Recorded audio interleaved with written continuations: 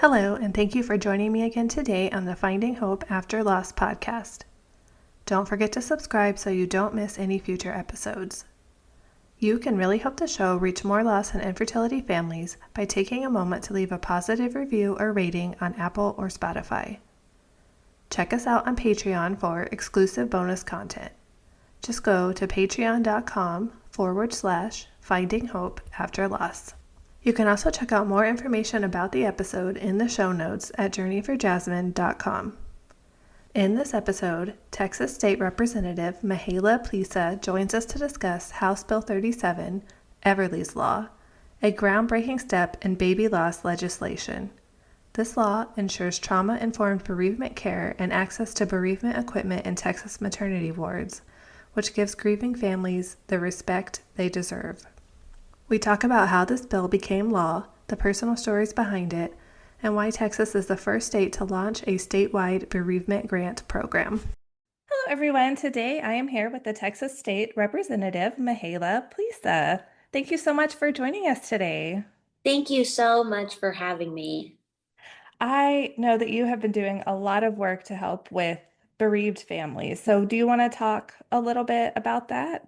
Yeah, absolutely. And I just want to say what an honor it is to be with you at the beginning of July. July is Bereaved Parents Month. So I'm just really grateful to have the opportunity to talk about the work that we're doing for families in Texas and how we can expand what we've created here, the golden standard for trauma care for families, to the rest of the nation. So essentially, when I originally ran for House District 70 in Collin County, I ran in one of the most competitive districts out of the 150 districts in the state house.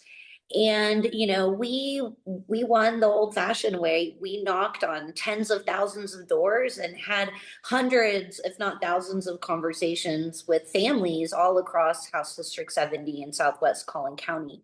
And one of those door knocks led me to House Bill 37, Everly's Law, which basically creates the golden standard for families experiencing stillbirths, neonatal loss. The loss of a child in Texas should be treated with respect and dignity. And that's what we did in House Bill 37. It basically introduces cutting edge technologies for parents if they so choose to want to use a cuddle blanket or a cooling bassinet to spend a little bit more time with the child that they lost. If not, that's fine. We will have state-of-the-art trauma-informed care in all of our maternity wards so parents feel seen and, their experience is respected.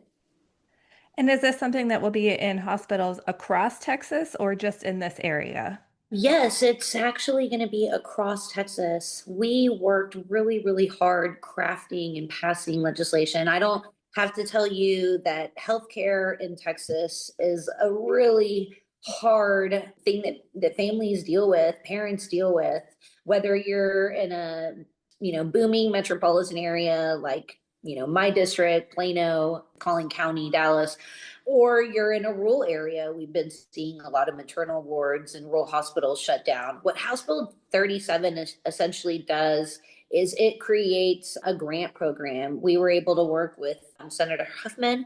She is the chair of Senate Finance, and she helped us appropriate $5 million to this grant program to basically acquire cutting edge technologies for families. Like I said, cooling bassinets, things like that. Those type of devices are typically found in areas like mine, right? Where families have undergone horrible experiences, realized that they didn't have access to what other families might have had access to help, prolong that experience, prolong time with their lost child. This gives, family time to come in from out of town, do whatever, necessary things families want to experience.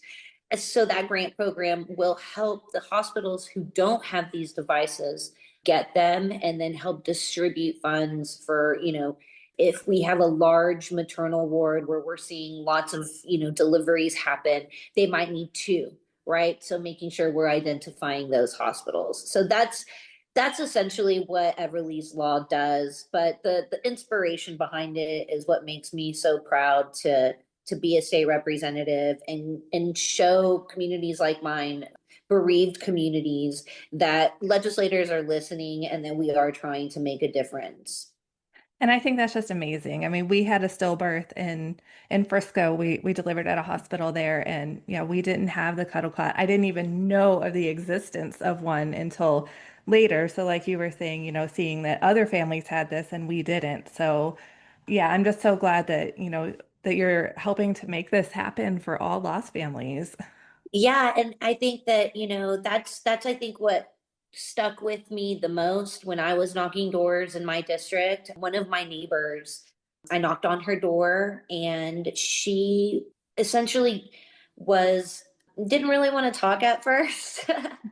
Usually when I knock on a constituent's door, I'll say, "Hey, I'm Mihaela Plesa. I'm running to be your state representative, or I am your state representative. And I just wanted to see, how can the state legislature make your life easier?" And at first, Katie, she didn't really want to tell me her loss, her story of loss. But we did exchange information, my website. We started the conversation online through Instagram, DMing each other.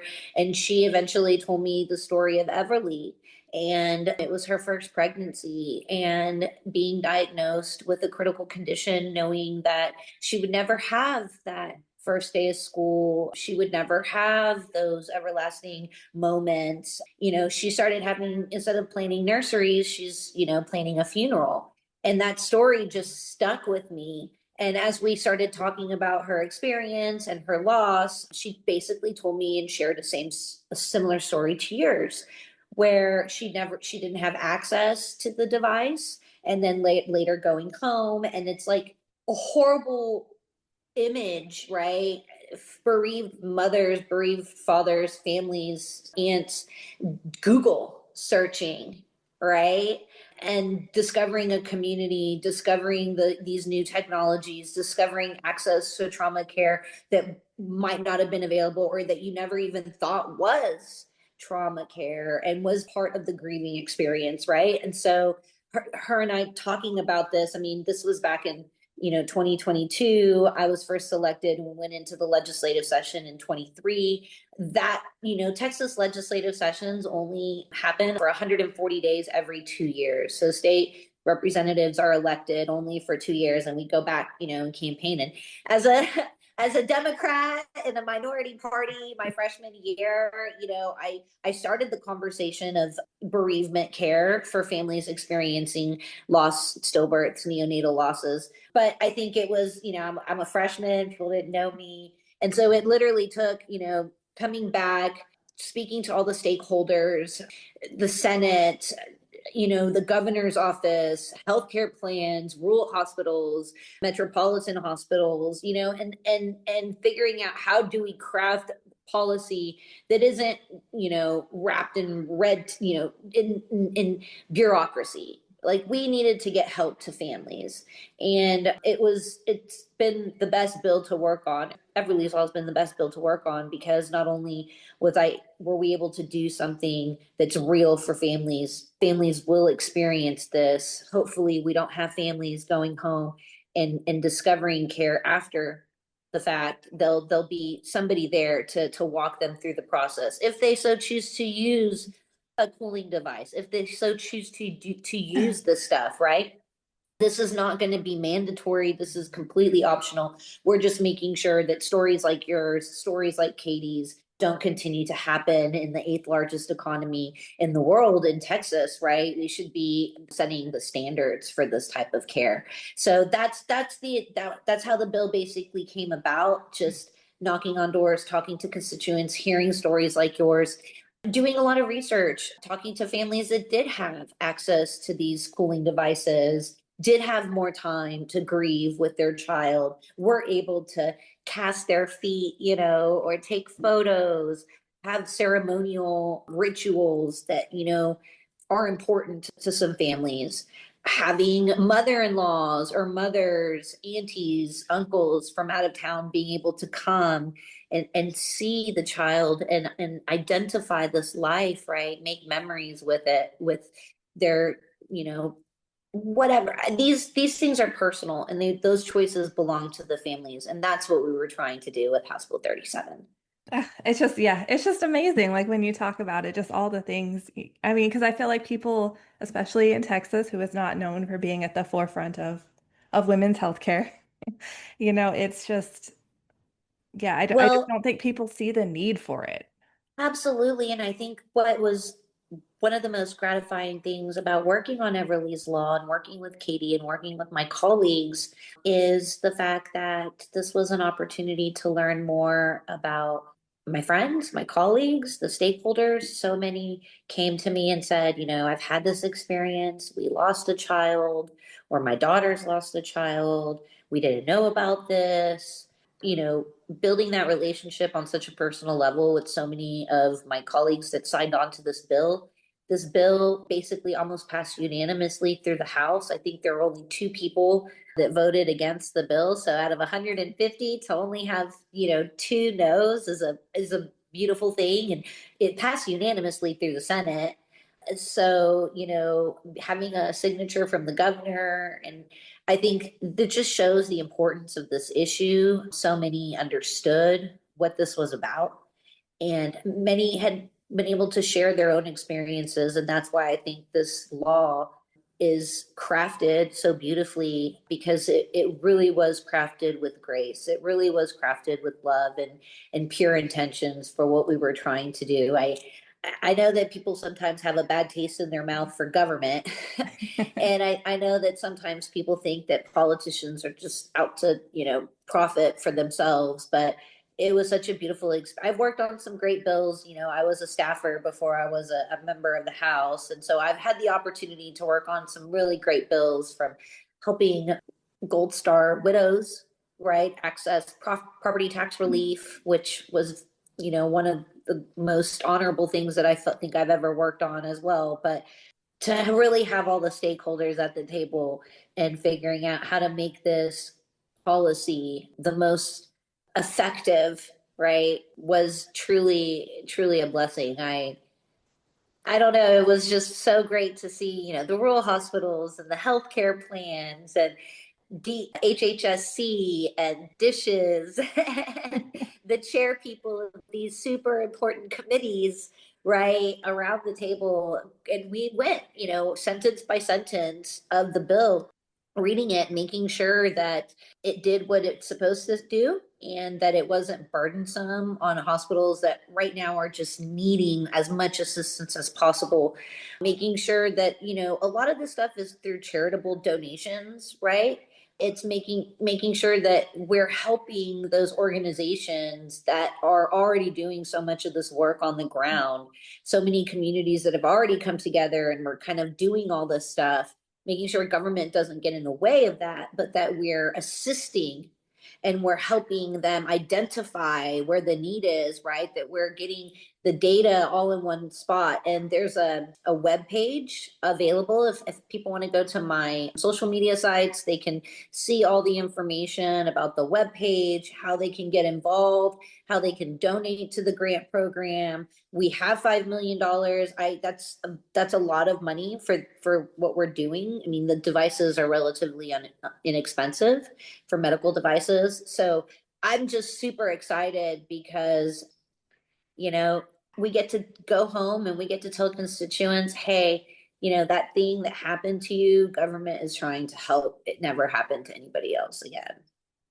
And I mean, it's just the ultimate example of you listening and following through and, making something happen based on what somebody told you, which I think is amazing, especially as you said, being, newer to the representatives and everything. Yeah, I think that once again, that's why community conversations are so important. I think a lot of times people say like, oh, I wrote this letter and I never heard anything back, or that's, when I spoke to the governor's office about the importance of this bill, what I wanted him to understand is that this bill isn't just about getting care to families in need. This is literally came from me knocking a door and having a conversation with my neighbor. And that neighbor has been able to tell their neighbors and their community that their state representatives, their governor actually listened to them and did something about something that affected them personally. And that's something that I think we've been losing. When we talk about politics, it's become so partisan. We're constantly attacking each other. And I think that bills like this, policies that are rooted within the community, help reaffirm that those 140 days that we're down in Austin, we really are trying to do good. We really are. So how long, you said that this started back in 2022? Is that? Yeah, so I originally started having my conversation about this bill in 22 and then speaking to different stakeholders once we got into the legislative session and the 88th session in 23 and kind of, shooting some ideas, kind of sharing this story with certain different agencies, talking about what they do, how they're coordinating currently. And then worked through it again in the interim between the 88th and the 89th session, started to draft some language and figure out what the anticipated cost was going to be for the program. Then filing the bill, obviously, at the start of the 89th session and starting those really critical conversations with my colleagues, explaining to them what it is and explaining the importance of this priority for me to the speaker's office and creating alliances there to help them kind of help me move the bill through the process, right? And so once we were able to file the bill and get a committee hearing, just basically working through the fiscal note, figuring out how many employees is going to need to help, direct this grant, what other agencies are already maybe doing some of this stuff. So it was kind of working every day, little by little, putting the pieces together until we kind of had an idea of how much the program was going to cost and how it was going to be implemented through our state agencies. And that was that big meeting I was telling you about, where everybody just literally, I mean, if you just think about it, everybody's just coming together around the table, and we're just reading the bill, right? And it's the chairman of appropriations and the chairwoman of the committee that the bill was through, and just all the key people who this is what they're experts in. And then having witnesses come and tell their story, right, was very critical too. Is how we tell these stories with respect and dignity and grace. And then I think getting it out of the house was just amazing, and then having it picked up in the Senate by the Chairwoman Huffman, I'm sorry. She's, like I said, amazing. She's the chairwoman of Senate Finance. She's understood the importance of this and was able to help us appropriate the funds and vouch for the Senate. And so when you have rock stars like that, kind of understanding the assignment, it was really, really beautiful. But I think the best was kind of talking, it got sent to the governor's office and just explaining to the governor what it was. And I think that having him sign it before session even ended just showed the testament to him believing in what we were doing. And like you said, Texas isn't always thought of to be the golden standard for women's health care. We explained to him that this was about grieving like families and nothing else. And I think that him signing it just shows a testament to that. Wow. I mean, you don't think about how much effort goes behind like creating the bill, and you have to go to all these people and then, like you said, do the cost estimate. And I mean, there's just so much that goes into it. And all we see is the end result of it either passed or it didn't. Yeah, that's why I just want to tell all your listeners and everybody out there experiencing a loss that whatever that loss is, whatever that struggle is, for me, this story just stuck with me. I think that people who are listening should all reach out to their state representatives, their state senators, talk to them about issues that are important to them. You never know what issue you're going to share with them that, they're going to say, wow, I can do that. I can do something about this, right? I sit on the committee, or I know somebody in the stakeholder that can help. So I just encourage everybody, find out who your state representative is, get involved with that side of our political environment, because these stories matter, and these policy priorities matter just as much as public school funding and all the other things that we deal with, transportation. You never know. You could be helping create the next Everly's Law. And I think that we need more of that.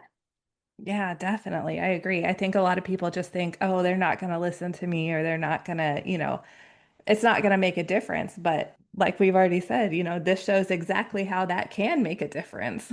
Absolutely. I mean, that's, I think, one of the biggest lessons that I took away from passing this bill is that, the process of passing House Bill 37, the process of getting Everly's Law to be signed and effective September 1st.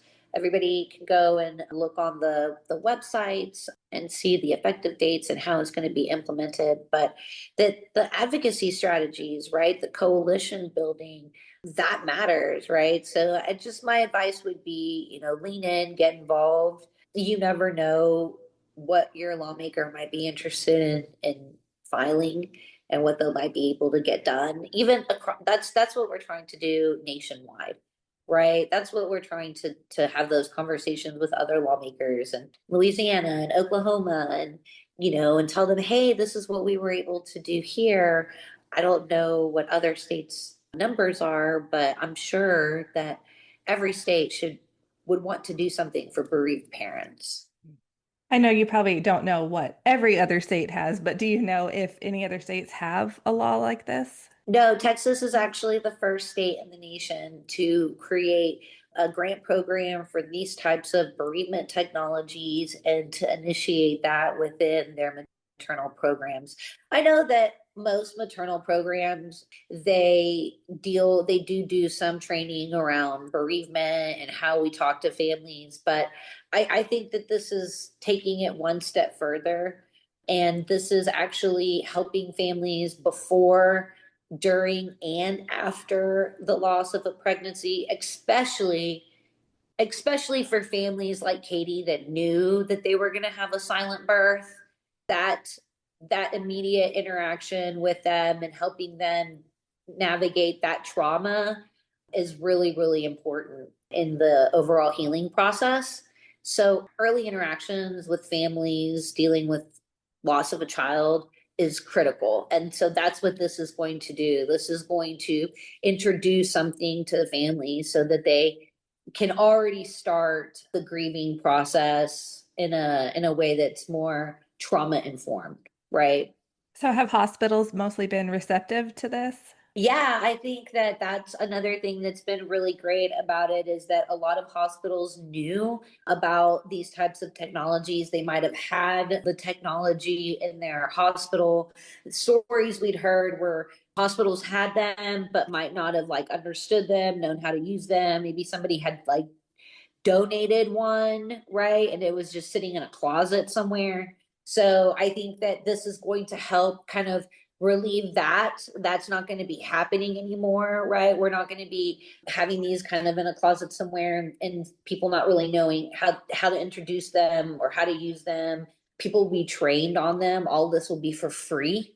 So be trained on how to introduce them, how to maintain them, so we don't have situations where families get interrupted by beeping or things like that, right? So that's basically going to help families who do have them, but their experience might not be what we want. So there are different categories, right, of stories that we heard.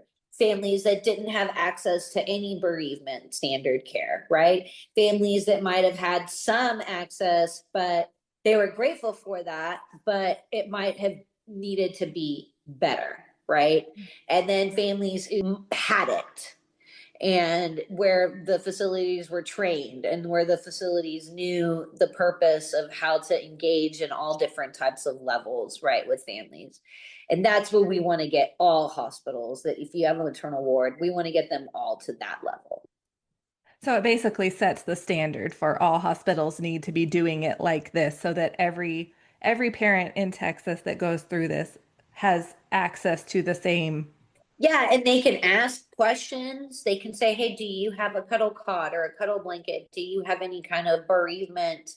Whatever, right? They should have access to religious needs. They should have access to, if you want photographer, if you want whatever it is, they should know how to get you the items and things that you need. And it should never be our families are going home and they're doing a Google search and it's like, why wasn't I offered this device? Why wasn't I offered this access to care? I deserve this. My child deserved this. My family deserved this time. And that shouldn't matter whether you're in McKinney or McAllen, right? That should be the standard of care throughout Texas. Out of curiosity, do you happen to know like how many hospitals there are in Texas? There are a lot. There are over 200 hospitals in Texas, but they're not all designated maternal wards, right? So that's why we were able, and some already have these devices. Some like might have two devices, right? And so we can identify now, because of the way that this program is structured, we can identify who has them, who doesn't have them, where we anticipate the need be, depending on birth rates, right, and things like that. Because a lot of conversations we had too was like, if you're in a rural area, you might have a rural hospital, but you're not giving birth at that hospital, right? You're going, and so making sure that we're aligning all those stars. And I think that after we get this first phase of implementation done, I'm really excited to continue the conversation with my colleagues and see how else we can expand this type of care, right? What's the next thing that we need to be focused on? That was going to be my next question is do you think that after this that there's still work to be done? Yeah, in doing my research on Everly's law and how this type of bereavement care is done in other countries, it's amazing to see the progress that's done. Like, for instance, in the UK around bereavement care for families experiencing neonatal loss, right? Even like South America and Chile and other countries that have embraced this type of bereavement care for getting over the initial loss, the initial trauma. Because I think at the end of the day, families never get over the loss of a child. When I was a little kid, my cousin died at a very, very early age. He was 14 years old.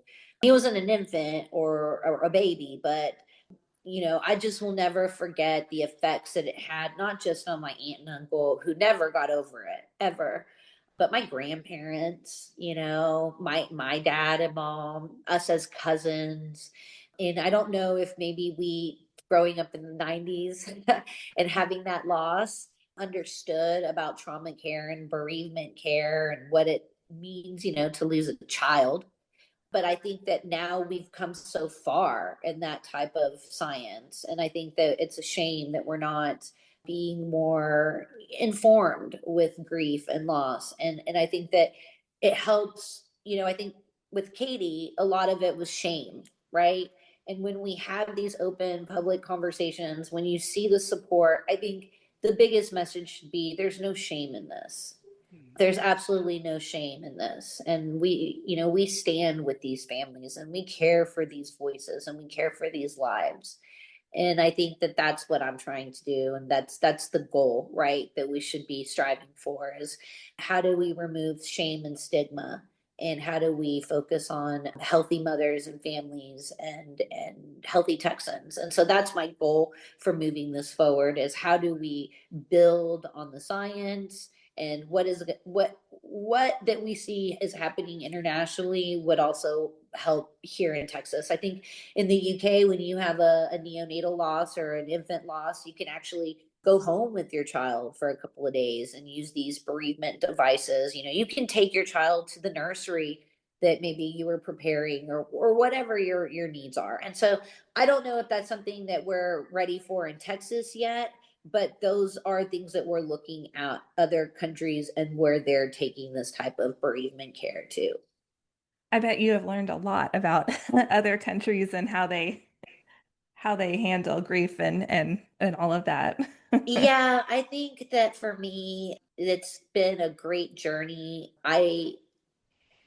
I just, every story I hear, it's like I'm hearing a story for the first time.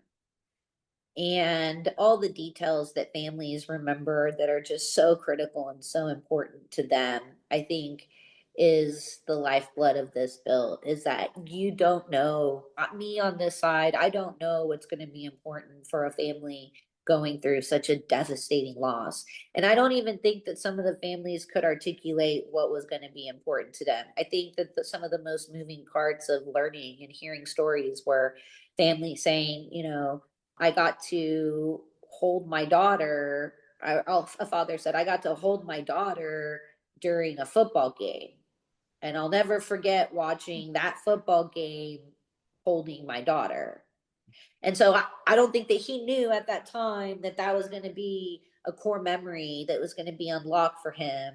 So that's why I think that having options and having kind of freedom in how this bill is implemented was so critical, because we want families to have an organic experience. That's making me tear up over here, that story. Yeah, I agree with that. We just, we don't know. Each family is different, and we don't know exactly what each family will need. And like you said, a lot of us, especially me right away, I didn't know what I needed. I just knew I needed something, but didn't know what it was. Yeah, and I think also for the external family too is really important.